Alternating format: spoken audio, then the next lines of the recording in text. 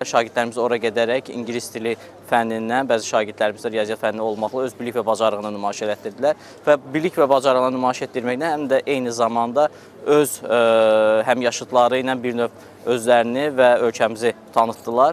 Biz də inanırıq ki, Qlobal Center olaraq istedadlı şagirdlərimizin tapılması və onların üzə çıxarılması üçün işlərimizi davam elətdirəcəyik. Əlbəttə müəllimlər, valideynlərlə işbirliyimiz əsasında və inanırıq ki, Azərbaycanın potensialı günü-gündən artacaq və bu günü-gündən artan insan kapitalımızı dünyanın hər yerində tanıyacaqlar və onlar öz portfoliolarını zənginləşdirməklə dünyanın ən yaxşı universitetlərində təhsil alma imkanlarını da əldə edəcəklər. Birinci yarım mərhələdən qızıl, ikinci final mərhələdən isə gümüş medal qazanmışam.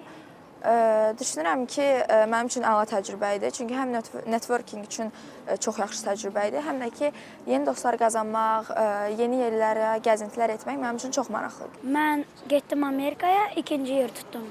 Mən fəxr edirəm ki, Azərbaycanı təmsil eləmişəm. Olimpiyada ikinci turu nisbətən çətin idi, amma mən bunu eləyə bildim və mən gümüş medal qazandım və 9-10 kateqoriyasında çoxlu uşaq var idi, amma mənim düşüncəmə görə gümüş medal qazanmaq çox yaxşı bir nailiyyətdir. Mən USA Global Olimpiyada ingilis dili üzrə birinci turda qızıl medal qazanıb və finalda Miami'də, Amerikada iştirak etmə haqqı qazandım.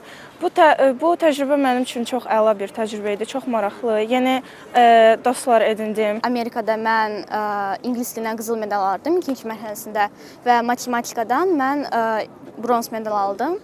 İngilis dilindən mən AirPods ala bildim və o mənim üçün çox belə şad bir şeydir.